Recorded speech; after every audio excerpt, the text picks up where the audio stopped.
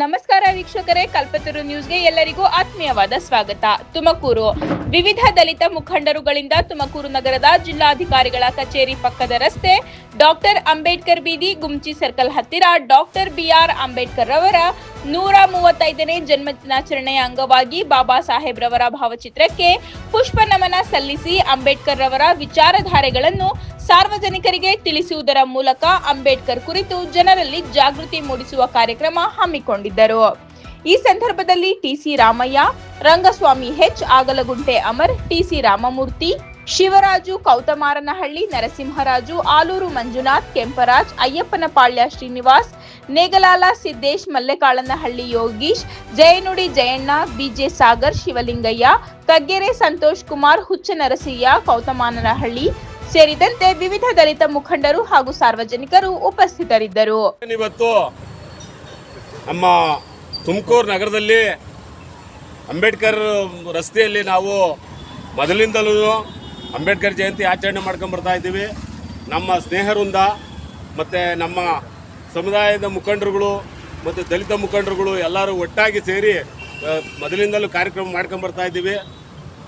ಏನಿವತ್ತು ಬಾಬಾ ಸಾಹೇಬ್ ಅಂಬೇಡ್ಕರ್ ಅವರ 135ನೇ ದಿನಾಚರಣೆಯ ಶುಭಾಶಯಗಳು ಹಾಗೂ ಬಾಬು ಜಗಜೀವನ್ ರಾಮ್ಜಿ ಅವರ ಆರ್ಥಿಕ ಹುಟ್ಟುಹಬ್ಬದ ಶುಭಾಶಯಗಳನ್ನು ಹೇಳ್ತಾ, ಏನಿವತ್ತು ನಮ್ಮ ಸಮುದಾಯಕ್ಕೆ ಸರ್ಕಾರ ಒಳ ಮೀಸಲಾತಿ ಮಾಡೋದಕ್ಕೆ ಮೋಸ ಮಾಡ್ತಾ ಇದೆ. ಹಾಗಾಗಿ ನಾವು ನಮ್ಮ ಸಮುದಾಯದ ಮುಖಂಡರುಗಳೆಲ್ಲ ಒಟ್ಟಾಗಿ ಸೇರಿ ಈ ಏನು ಸರ್ಕಾರದ ವತಿಯಿಂದ ಜಿಲ್ಲಾಡಳಿತ ವತಿಯಿಂದ ಅಂಬೇಡ್ಕರ್ ಜಯಂತಿ ಏನು ಮಾಡ್ತಾ ಇದ್ದಾರೆ ಅದನ್ನೆಲ್ಲ ನಾವು ಒಕ್ಕರ್ಲಿಂದ ಬಹಿಷ್ಕರಿಸಿ ನಾವು ಪ್ರತ್ಯೇಕವಾಗಿ ನಾವು ಕಾರ್ಯಕ್ರಮಗಳನ್ನು ಅಲ್ಲಲ್ಲೇ ಎಲ್ಲ ಮುಖಂಡರುಗಳು ಸೇರಿ ಒಂದೊಂದು ಜಾಗದಲ್ಲಿ ಆಯೋಜಿಸಿದ್ದೀವಿ. ಎಲ್ಲ ಕಡೆಯೂ ನಾವು ಎಲ್ಲ ಮುಖಂಡರುಗಳು ಒಟ್ಟಾಗಿ ಸೇರ್ಕೊಂಡು ಮಾಡ್ತಾ ಇದ್ದೀವಿ.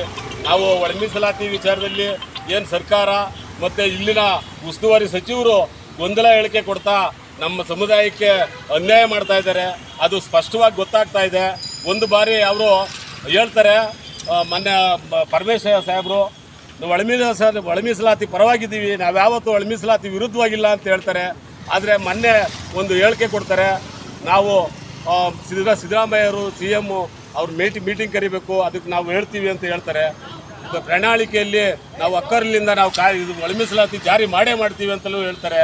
ಇವರು ಗೊಂದಲ ಹೇಳಿಕೆ ಕೊಡ್ತಾರೆ. ಆಮೇಲೆ ಮತ್ತೆ ಏನಂದರೆ ಈ ಸಮುದಾಯ ಅವ್ರಿಗೋಸ್ಕರ ಎಲ್ಲ ಥರದನ್ನ ತ್ಯಾಗನೂ ಮಾಡಿದೆ. ಅದು ಅವರು ದಯವಿಟ್ಟು ಅರ್ಥ ಮಾಡ್ಕೊಬೇಕು.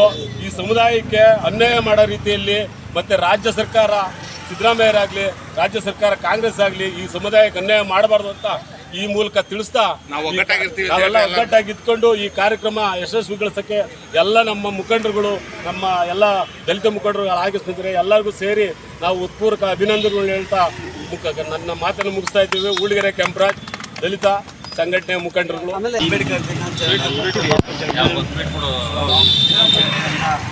ನಾವು ಪುಷ್ಪಾರ್ಚನೆ ಮೂಲಕ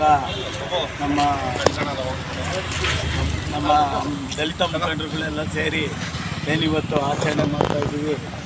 ಇದನ್ನು ಭಾಳ ಸಂತೋಷದಿಂದ ನಾವೆಲ್ಲ ಇವತ್ತು ಹಬ್ಬದ ರೀತಿಯಲ್ಲಿ ನಾವೆಲ್ಲ ಆಚರಣೆ ಮಾಡಿ ಹಬ್ಬದ ರೀತಿಯಲ್ಲಿ ನಾವು ಸಿಹಿನ ವಿತರಣೆ ಮಾಡ್ತಾ ನಾವು ಹಬ್ಬ ಜನ್ಮದಿನಾಚರಣೆಯನ್ನು ಆಚರಣೆ ಮಾಡ್ತಾಯಿದ್ದೀವಿ. ಇವತ್ತು ನಮಗೆಲ್ಲ ತುಂಬ ಸಂತೋಷ ಇದೆ. ತುಂಬ ನಮಗೆಲ್ಲ ಆತ್ಮಾಭಿಮಾನ, ಗೌರವ ಇನ್ನೂ ಹೆಚ್ಚಾಗ್ತಾ ಇದೆ.